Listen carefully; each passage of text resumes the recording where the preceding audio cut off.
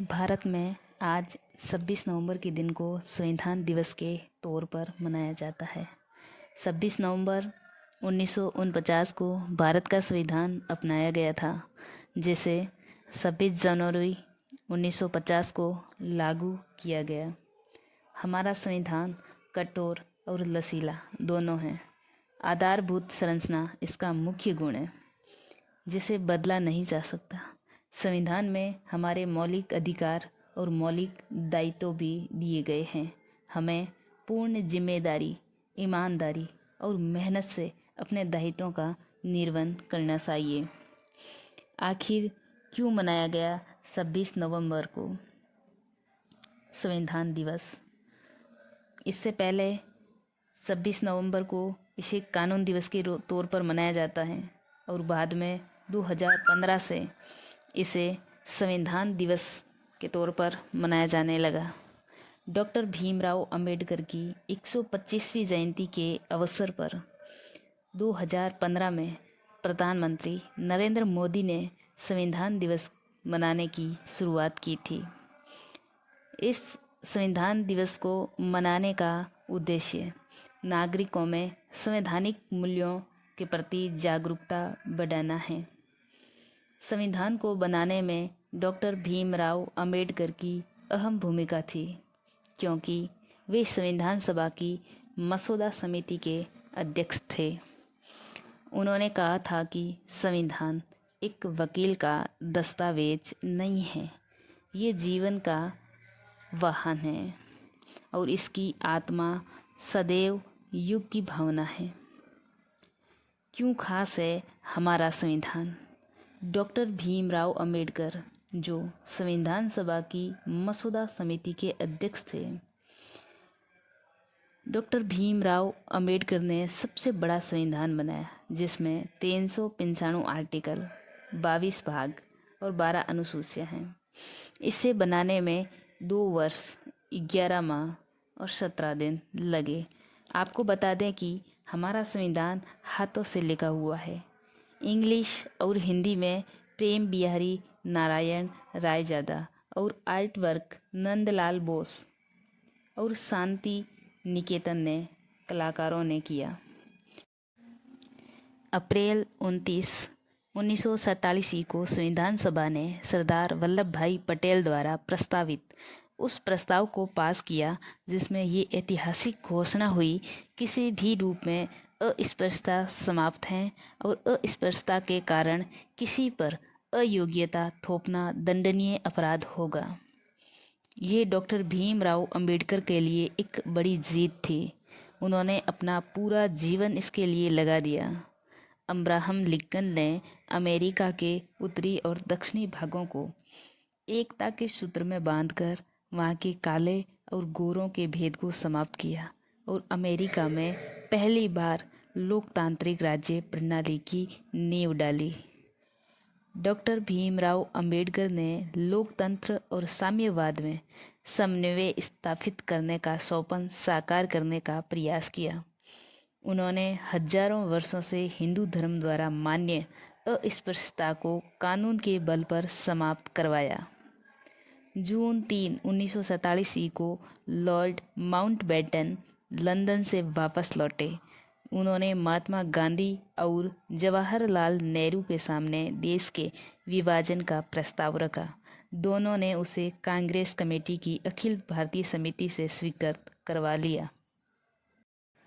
संविधान सभा की प्रारूप समिति में कुल 7 सदस्य थे। संविधान का प्रारूप तैयार करना एक चुनौतीपूर्ण कार्य था। संविधान का प्रारूप तैयार करने में डॉक्टर भीमराव अंबेडकर ने दिन रात मेहनत की और अक्टूबर 4, 1948 को संविधान सभा में संविधान का प्रारूप प्रस्तुत कर दिया।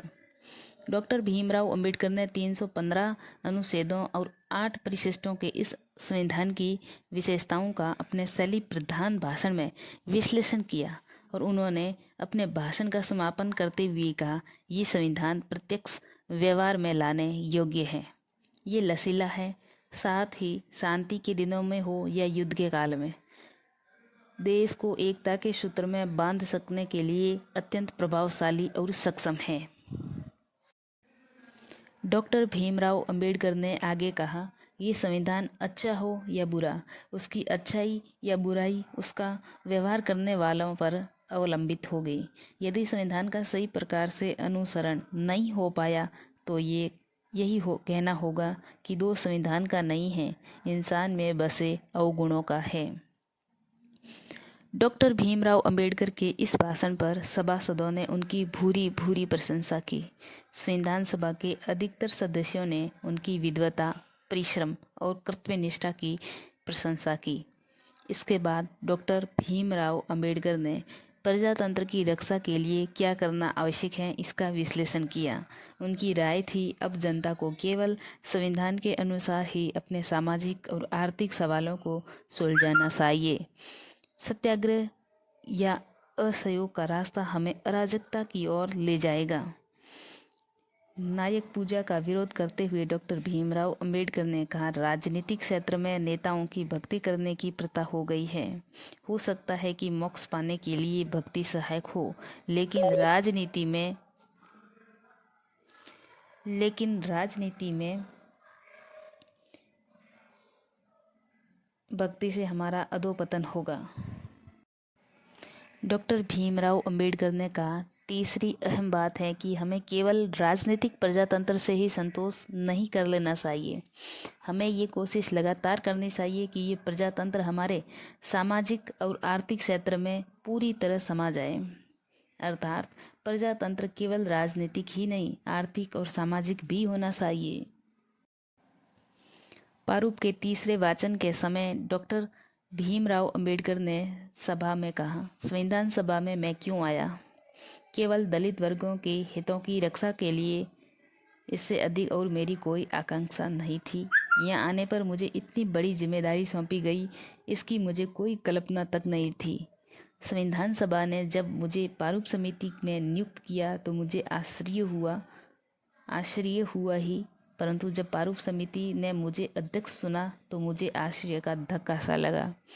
संविधान सभा और प्रारूप समिति ने मुझ पर इतना विश्वास करके मुझसे ये काम संपन्न करवाया, उसके लिए मैं उनके प्रति कृतज्ञता प्रकट करता हूँ।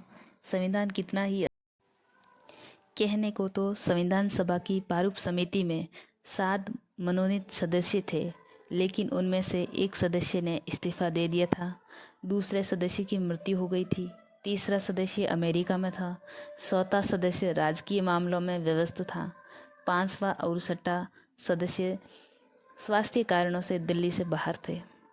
अतः संविधान तैयार करने का पूरा भार डॉक्टर भीमराव अंबेडकर पर ही था। मेहनती और जुझारू डॉक्टर भीमराव अंबेडकर ने अकेले ही संविधान का प्रारूप तैयार किया। अकेले ही स्वतंत्र भारत के संविधान की 26 नवंबर 1949 को संविधान सभा ने नए संविधान को अपने राष्ट्र के लिए स्वीकार कर लिया। संविधान सभा के अध्यक्ष राजेंद्र प्रसाद ने अपने उपसंहारीय भाषण में डॉक्टर भीमराव अंबेडकर के कार्यों का गौरव भरा उल्लेख किया। अपने गिरते हुए स्वास्थ्य की चिंता न कर डॉक्टर भीमराव अंबेडकर ने अपनी कार्य निपुणता से केवल अपने चुनाव को सार्थक ही नहीं किया, अपितु अपने पद को गरिमा प्रदान की।